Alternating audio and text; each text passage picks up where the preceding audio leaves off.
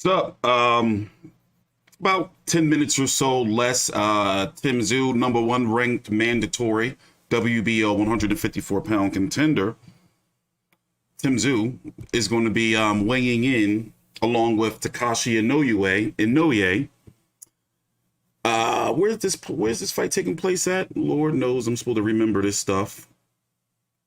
I know it's the Kudos Bank Arena in Sydney. There we go.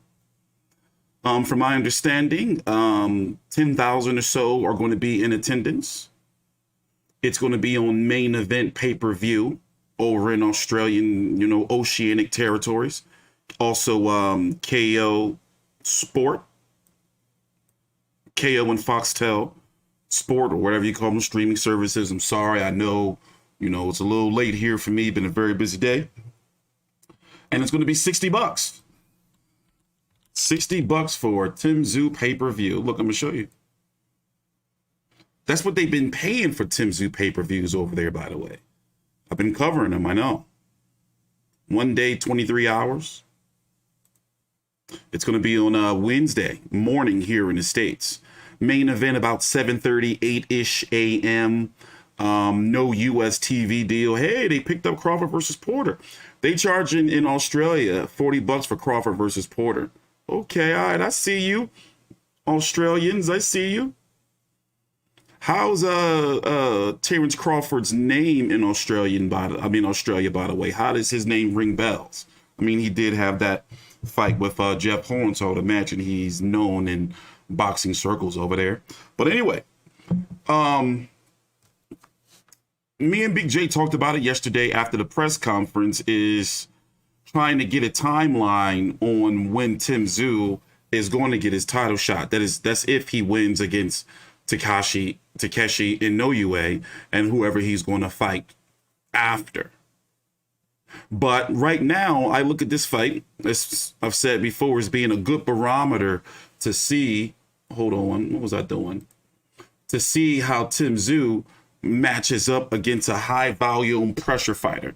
Now, Inoue, he's not a guy here. He's not a guy that's going to go out there and try to box, show defensive skills and slickness. 17-1-1 with 10 KOs.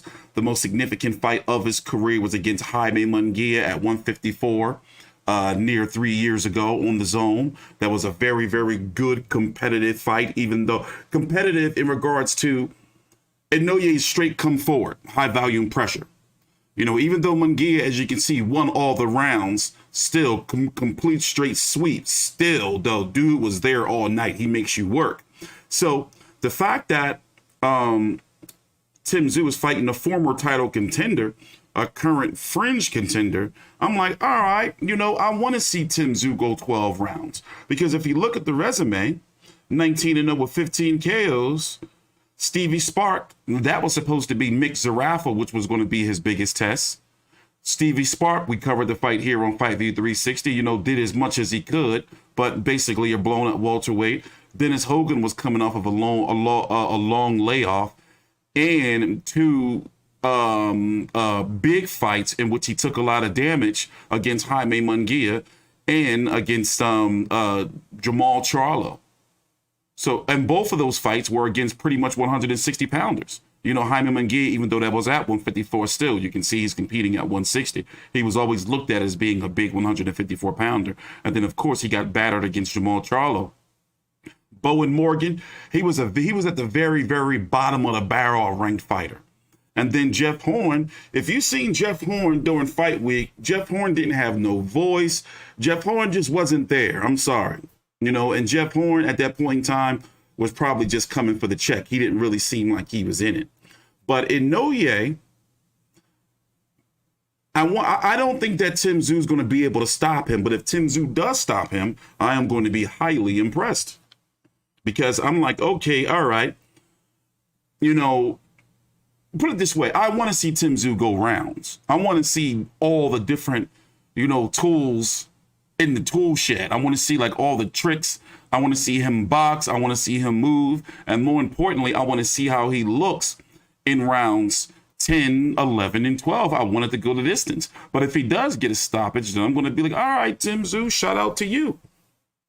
Now, to look at the rankings here at 154 pounds, as you know, Jamal Charles, we went over this multiple times on the channel. So for the people that have heard me say it many times, I understand the frustration. But for the new people, Jamal Charles, a WBC, WBA, IBF, and Ring Magazine champion. He fought to a draw a few months back against Brian Castano.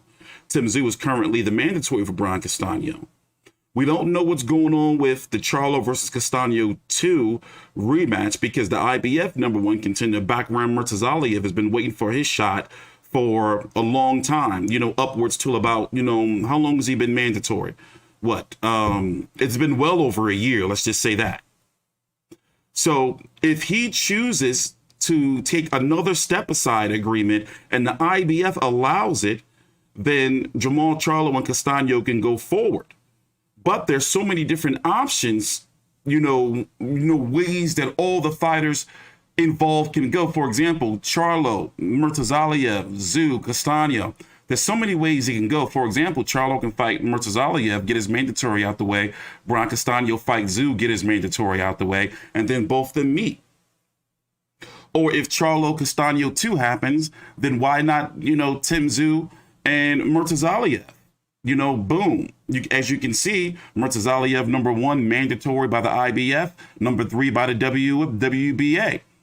Tszyu #1 by the WBO, mandatory by the WBO, #3 by the IBF. And then you have another fight of significance taking place in December, Magomed Kabanov, who should be the mandatory in my opinion, taking on Patrick Teixeira, former WBO champion.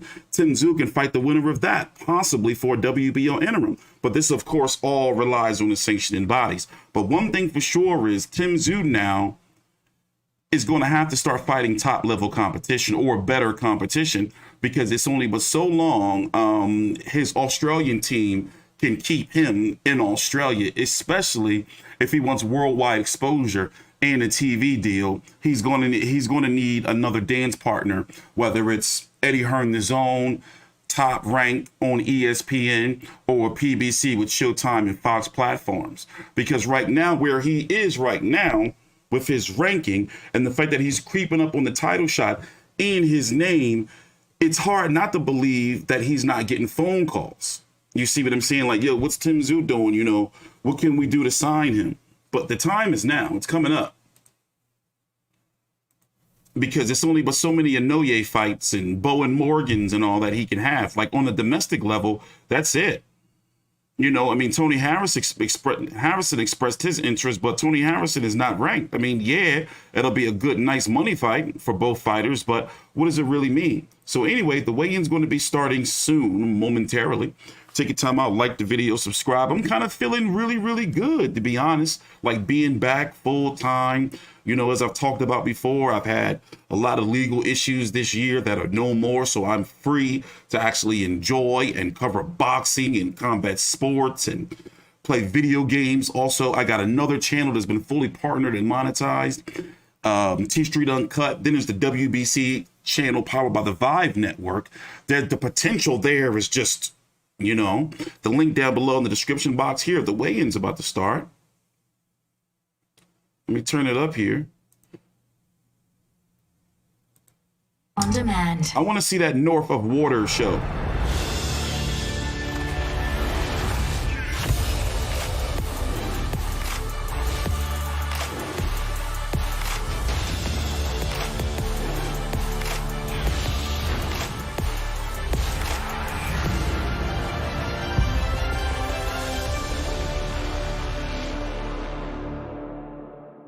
Good afternoon, ladies and gentlemen, and welcome to the official weigh-in for Tszyu against Takeshi Inoue. My name's Ben Damon from Main Event Television. Cannot wait to call these fights tomorrow night. It's a main event with so much on the line. The mandatory world title challenger, Australia's Tszyu, and the world #6 with the WBO, Japan's Takeshi Inoue. A stacked undercard as well. Some outstanding fights that we've got throughout the course of the night. You can see all the action from 6 p.m. Australian Eastern Daylight Time on Fox Sports Sports 505 and on the main event channel. Then at 7 p.m, the pay-per-view starts. You can book, of course, via mainevent.com.au. That's for KO or Foxtel subscribers.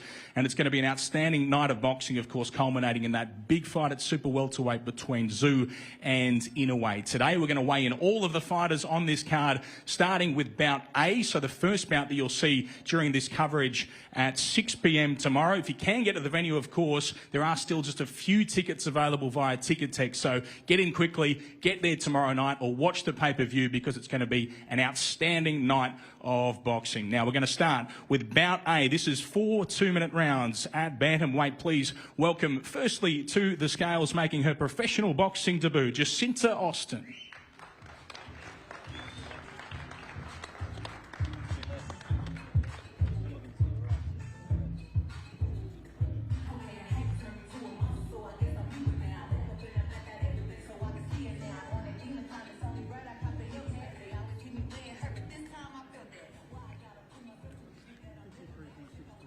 $53.62 kilograms for Austin, 53.62. I like that mask. You see that guy's mask? I haven't seen one of them before. That brings to the scales her opponent, joining us from the blue corner, having her second professional fight. This is Viviana Ruiz Corredor.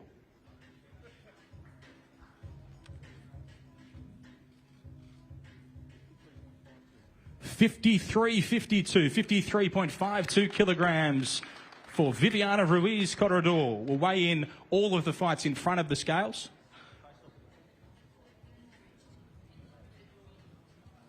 Nice. Nice.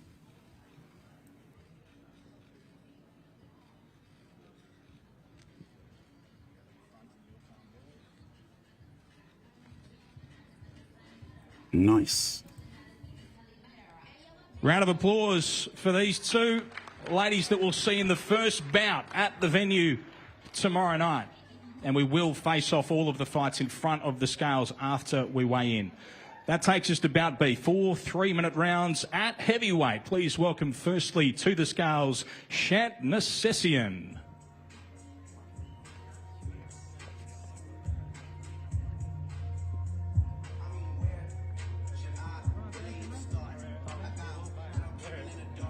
I'm having Wagyu beef burgers for dinner. That's lit. Loving it.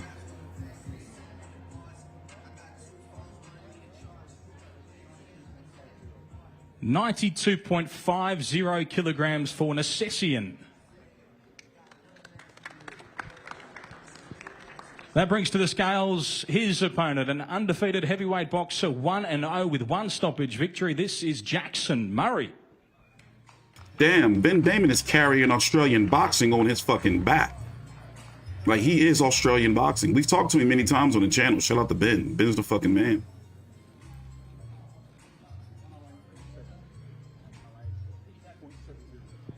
$108.70 kilograms. 108.7 for Murray. You gotta hear this crazy shit Jeff Fennick said about Tszyu and Canelo. And Ben just was looking at him, shaking his head like, okay, all right, bro.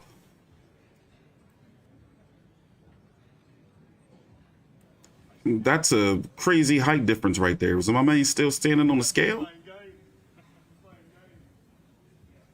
Jeez. Those are the heavyweights. That is Jackson Murray and Shant Necessian. We'll see them in bout B, 4 3s at heavyweight tomorrow. Then we go to this fight, bout C on the program. This is at super welterweight. Please welcome, firstly, an MMA fighter making his professional boxing debut. This is Darwin Seguret. Okay, all right, who's this guy? You know what's pissing me off is what I'm gonna have to go through. I'm gonna have to pull some real strings to try to find a way to watch this fight, because there's no American TV deal. And I have to go through so much shit to watch Australian fights, man. I hated that shit with Anthony Mundine. Like, I'd be searching for like an hour, 2 hours before I finally found a link. 69.62 kilograms for Seguret. I hate it. Now a boxer having his 5th professional fight, 3 wins so far. This is the ultra tough Benjamin Hussein.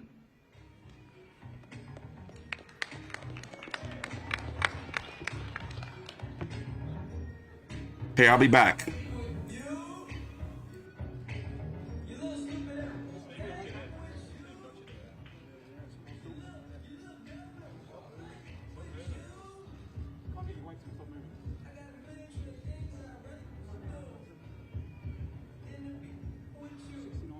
$69.72 for Hussein, 69.72 kilograms.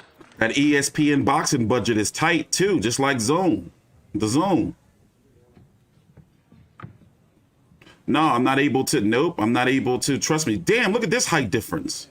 Jeez. So we can see Tank Davis fight at 160. What in the world?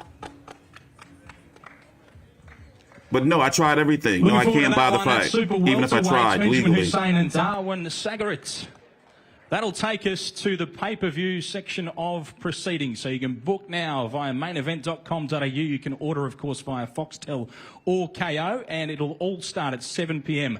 Australian Eastern Daylight Hold on, Time. I'll be back. I'm smoking a little bit of pot. At super lightweight, please welcome firstly to the scales an undefeated boxer. This is Trent Gurdam. Yeah, I've tried many times. There's no way I can legally buy the fight. Oh, shit. Scared the shit out of me right here, this dude. Dude is high energy. I thought he was going to take his fucking whole draws off. 62.90 kilograms for Gurdam. I'll just ask you a question if I could. Bro, I can't do it. I'm sorry. It's geo-blocked. It can't happen. No KO, no Foxtel. Fruit Loops in ages, been craving them, so I thought I'd wear my favourite undies tonight and fight night too. But definitely when I get home, I'm having some Fruit Loops.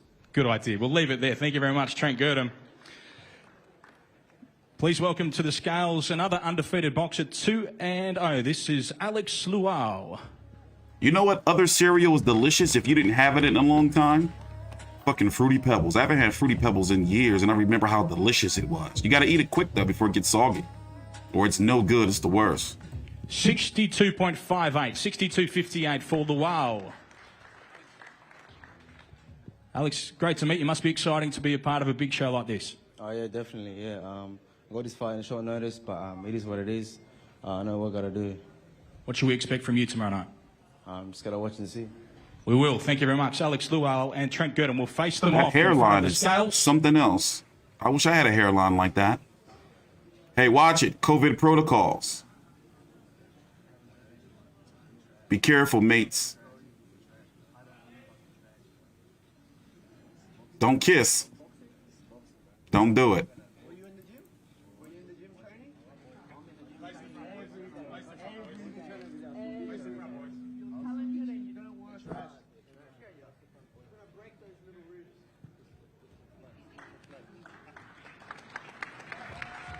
Talk about color contrast. That's a good way to get us started on the main event pay-per-view tomorrow night. Do not miss that one, 7 p.m. sharp. It'll be Alex Luau and Trent Gurdam.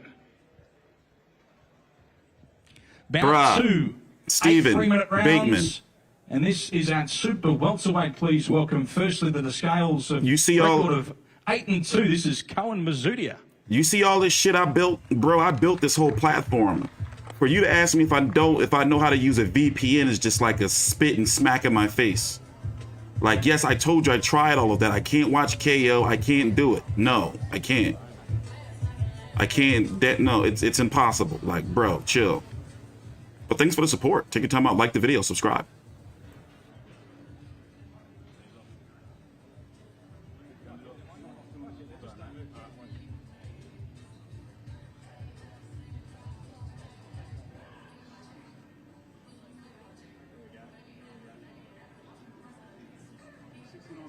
$69.84 for Mazudia. You just spit in my face, Stephen Bateman. How dare you ask me if I know how to use a VPN? You're out of control, mate. Get it together and lay off the snaps. Cohen, a bit rocky on the scales there, but we got there. Yeah, mate, it wasn't too hard to make the weight. I just don't want to take off any more than need be, you know what I mean? You know, stay nice and hydrated, nice and fit. Everything's on target, so looking forward to tomorrow night. Saw your point to the unbroken across your chest. What does that mean to you? Man, they're a new sponsor, but they're a big representative of mental health and being on the right path. And, you know, like myself and many people experience being on the wrong path, and now I'm on the right path. So I'm unbroken, coming stronger back. Thank you very much, Cohen. We'll now weigh in his opponent, a record of 26-1 as a professional boxer, Jamal Camalieri. By the way, Tszyu pretty much beat up everybody on this undercard. And damage is already done, Stephen Bateman. How dare you? How dare you? 69.44, 69.44 kilograms for Jamal Camalieri. So Tszyu fought him right there. He fought Dennis Hogan, and Wade Ryan was his rock team. Joel, you're having fun as always by the looks of things. You know, it's always good fun. You know, I'm almost a journeyman now, so I'm used to this kind of stuff. How's the preparation been for this? A little bit disrupted, given you've had to come down here. You've got different people in your corner this time around. How's it all been? It's been very good. You know, I trained in Brisbane with Paul Briggs and Dundee Kim. Got ready, come up here. I've had Coach Keith, Tony Del Vecchio helped me out as well, so it's all been very great here. What happens in this fight? I'll win my fight, my hands raised. I'm either going to stop him around the 6th to the 7th, or I'm going to win by unanimous decision. UD or knockout. Let's go. Thank you very much, Jamal Camalieri, Cohen Mazudia. We'll face them off in front of the scales. That could be a boxing movie name, Almost Journeyman. About some ragtag local circuit boxer trying to find his way. Then he finally gets up to a title shot. An eliminator as a late replacement. And then he goes to hell and back with the champion. But there was some dodgy ranking mumbo jumbo going on. He shouldn't have been there in the first place. That is Jamal Camalieri and Cohen Mazudia. Now to the third bout on the pay-per-view. This 6 3-minute rounds at super welterweight. Please welcome firstly to the scales the Titan, Tommy Brown. Wait a minute. Dennis Hogan is fighting in a 6-round fight? What is up with that? Come on, Dennis, you're better than this, mate. Might as well be an exhibition. And especially Tommy Brown, he got like fucking 50 fights under his belt. How many fights Tommy Brown got? He's been around for eternity. Yeah, he got fucking 69.96 for Brown. 42-7-2. Fighting in 6-rounders. Get it together. We'll now weigh in his opponent. This is former world title challenger Dennis Hogan. Yeah, it's Wednesday morning here. The main event's going to be about 7:30 a.m. 69.92 for Hogan. 7:38 a.m.-ish, give or take, Wednesday morning. Of course, I'm going to be here. I'm always up that. Actually, no. I've been really, I changed my sleeping schedule. I'm like not getting out the bed until like 11 a.m. now. So I'll be up from like 4, 5 to like 7, 8 a.m. By agreement. And then I'm in the bed. This is Tommy Brown and Dennis Hogan. I've been watching all these flat Earth documentaries and shit on YouTube. You know, the ones where it's like, you know, I do my own research shit, and they starting to convince me, man. They starting to convince me. T Street conspiracy. Whoa, look at that stash. I'm starting to get convinced, man. By the way, we're going to be here tomorrow for Darren Williams versus All right, we'll let those boys go Frank and get a drink Gore into them, press but we conference. do have a fight by agreement there between Dennis Hogan and Tommy Brown. Now to the co-main events of the evening. An international fighter who has joined us here in Australia with a record of 7-1 as a professional boxer with 2 draws as well. This is Tszyu. Yeah, I think they got me, man. I think they got me. Once they said what they say, once you get up so high, the plane stays flat. I'm like, bro, what the fuck? There's like, where's all the satellites? Bro, they got me, man. They got me. I think they got me. They don't got me yet, but they getting me. Maybe it's all the weed. 69.58, 69.58 for Tszyu. Nah, they say you can't fall off the earth. What they say, because the Arctic walls, that's where it stop at. His translator Lauren will just help me with one question here. Nath, big week for you. How are you feeling about this international fight? I think I'm hooked. ビッグイベントなのでどんな気持ちですか？今、結構落ち着いて冷静に入れてるんで、これを保って試合の時は、みんなを盛り上げたいと思ってます。I'm feeling very calm, confident. I'm going to fight my heart out and make it a real exciting match for everybody. And his final prediction for this fight? 試合の予想は？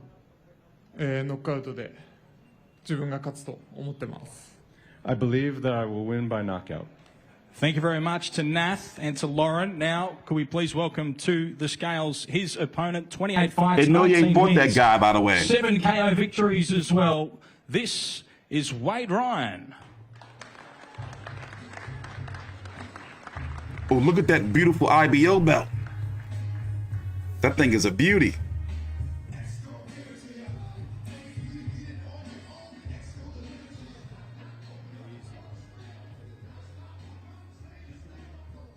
$69.54, $69.54 for Ryan.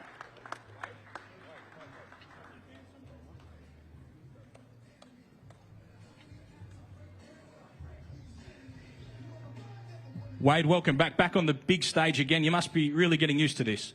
Yeah, mate, another big fight coming up on a huge card, probably one of the best cards. No Limit's done for a long time, or if not the best card. So, yeah, just be honoured to be back on here, mate. He's confident. Nath, he says he's going to stop you in this fight. How do you respond? Yeah, mate, he's got his plans. I've got my plans. It's going to be a cracker fight. He's a good fighter. It's going to be a good fight. It certainly is. Thank you very much, Wade Ryan. We'll get these two fighters to face off in front of the scales. This is the co-main event, an outstanding fight, Australia v Japan.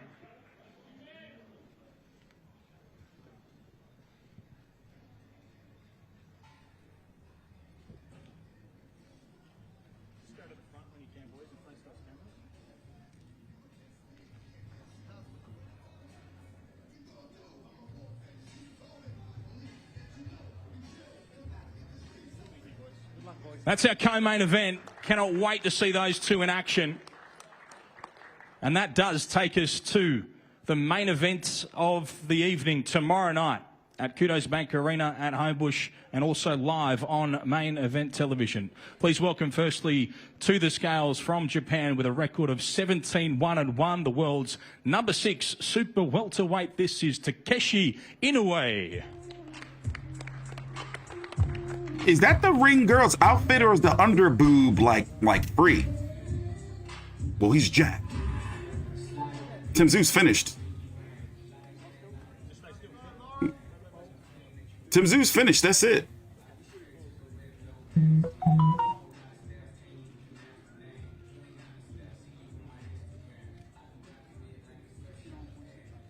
$69.68 kilograms for Inoue.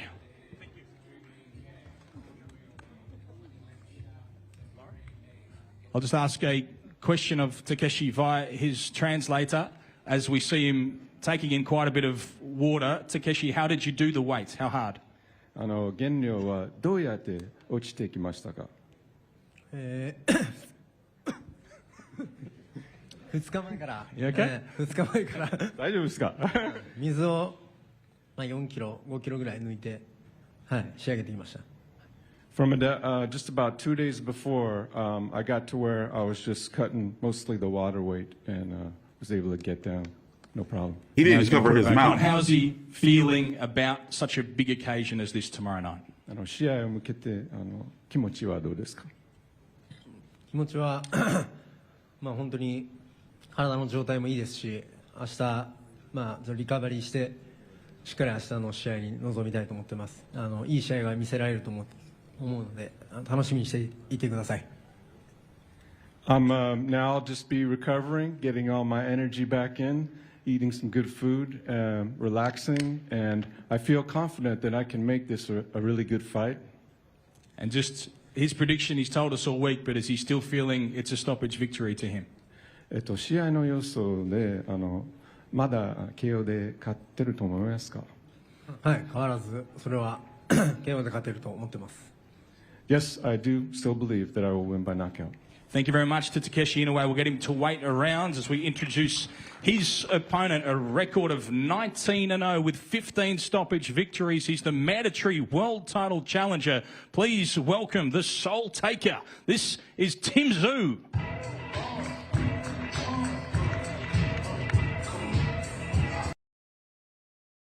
Sorry, that's just gonna copyright me. But what do y'all think about that Soul Taker shit? That ain't cool to me.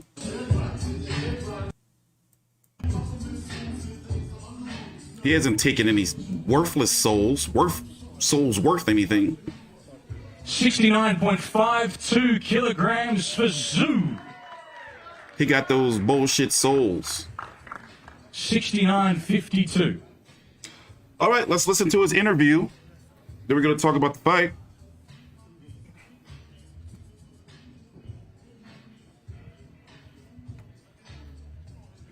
Tszyu, what about you? How did you do the weight this time around? Is it getting tougher? It's all right. At least I made it, and I'm coming for his head now. You've had a lot of fun this week. You seem to be a little less intense and a little bit more jovial through the course of this week. Where's that come from? Look, you've got to enjoy yourself. You know, it's all part of fight week.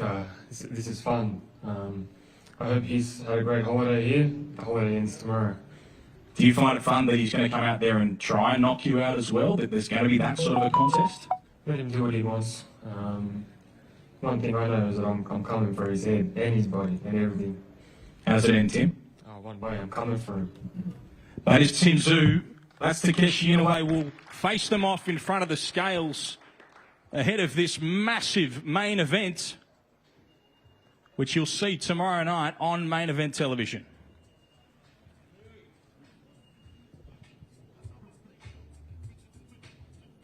I don't know. What do you guys think?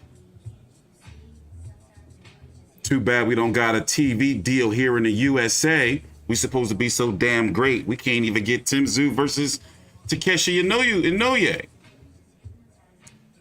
I gotta resort to dodgy ass means to watch the fight. That's our main event, a stacked undercard as well. Join us on Main Event Television tomorrow night. Cannot wait for all of the action. Thanks so much for joining us at the official weigh-in. I'm Ben Damon. I'll see you at the fights.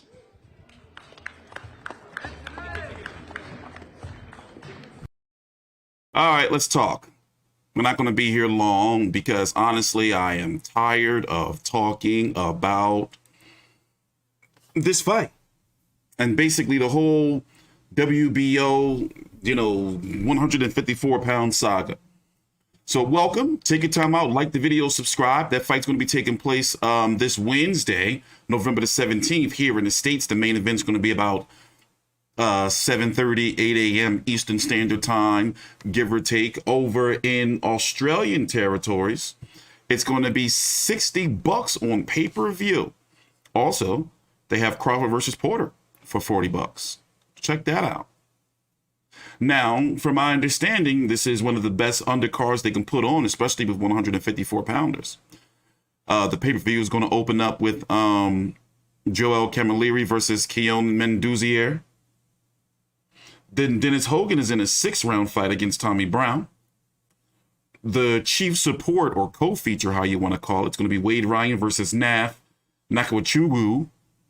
And I know I probably butchered that, but it sounded like I said it right, I guess. Just got to say it fast. Don't think about it. And then Tszyu, number 1 ranked by the WBO, the mandatory for WBO champion, Brian Castano. Taking on, where is Inoue ranked? Let's see, Inoue is ranked number 6 by the WBO. Let me pull it up here for you. Number 6 by the WBO, Inoue is ranked. He is ranked number 15 by the IBF. And he is not ranked by the WBC or the WBA. But Tszyu, number 3 by the WBC. He is not ranked by the WBA. Number 3 by the IBF. And number 1 by the WBO. So I think this is going to be a real good test for Tszyu to see how he, is going to be able to deal with a nice, solid pressure fighter, because his last several fights, remember Tszyu 19-0 with 15 KOs, his last several fights, Stevie Spark wasn't no pressure fighter, power puncher. Dennis Hogan maybe a year, 2 years ago would have had a better chance. But this Dennis Hogan to me is, was done. Bowen Morgan got sparked out and won, and Jeff Horn is not the pressure fighter power puncher that he used to be. And many feel that Jeff Horn should have stayed at 147 but couldn't maintain, dropping down or cutting weight to 147 pounds. And he's battle tested, war torn.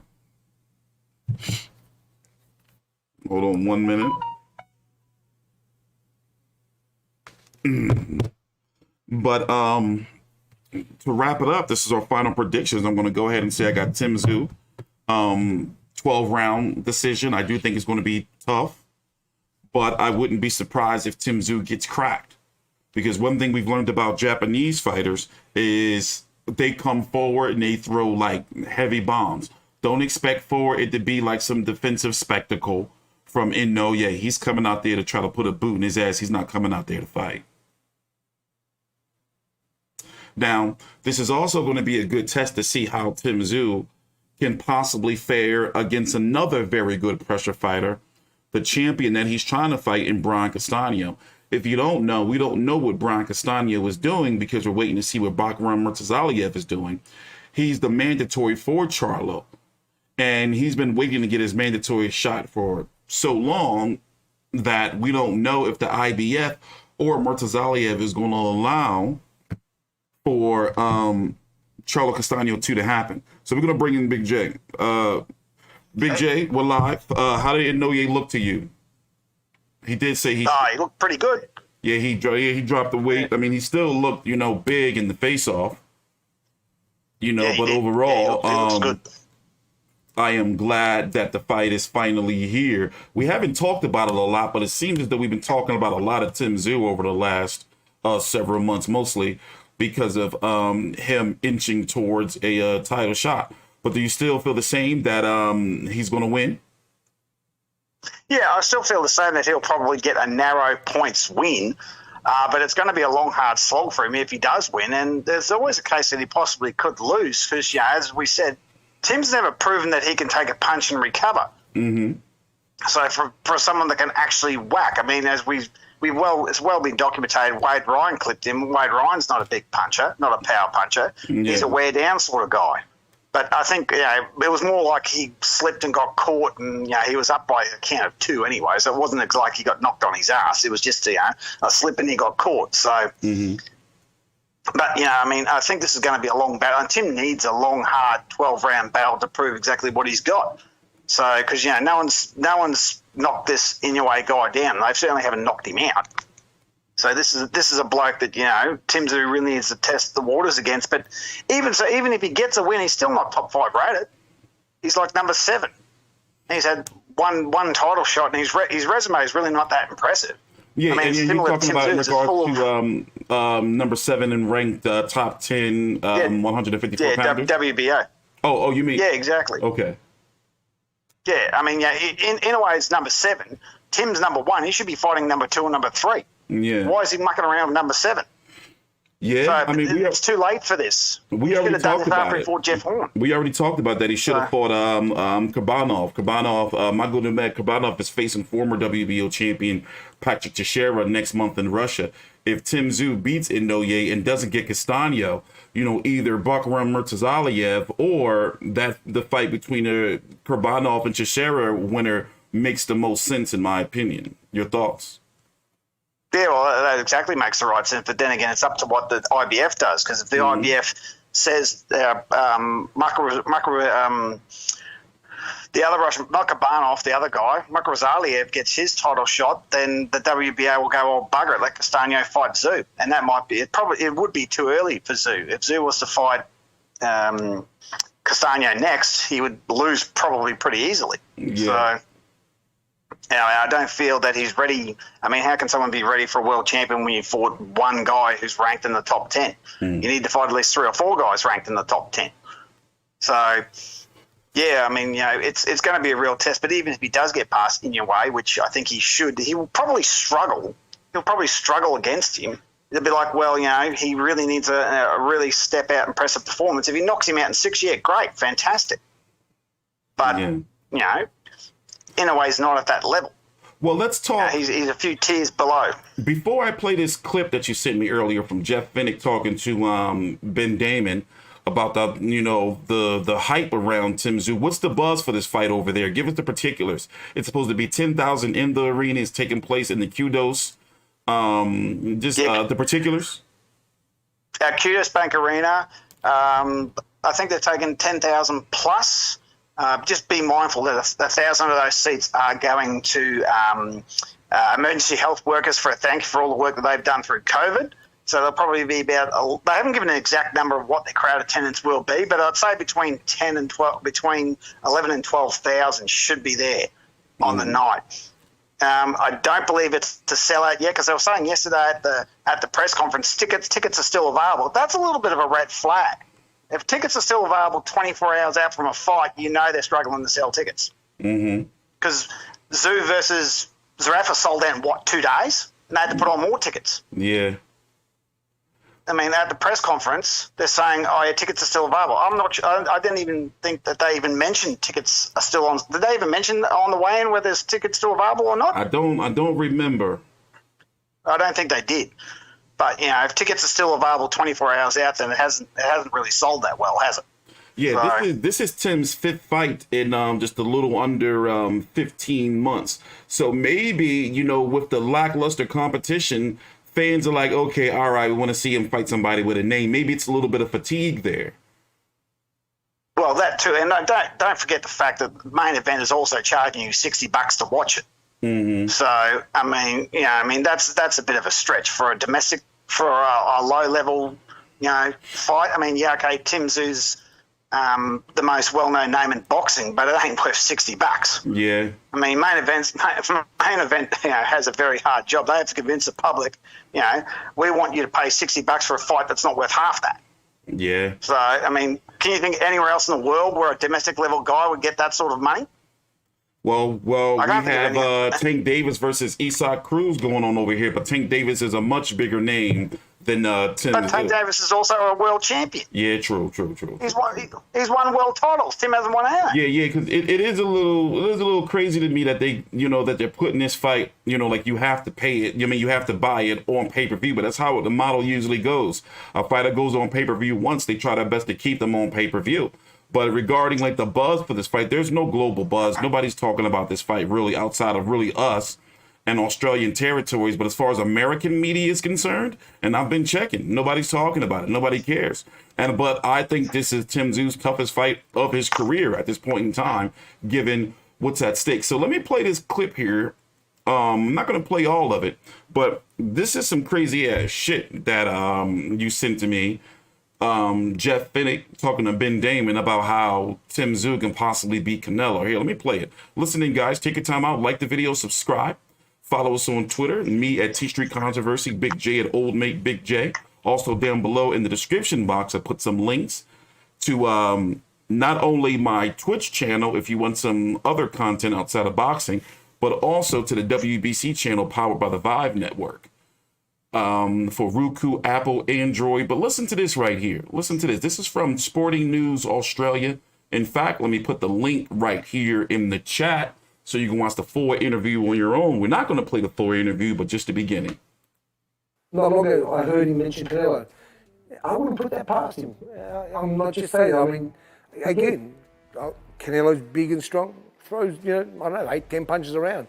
Where Tim throws 50, 60, maybe more if he has to. It's a big difference.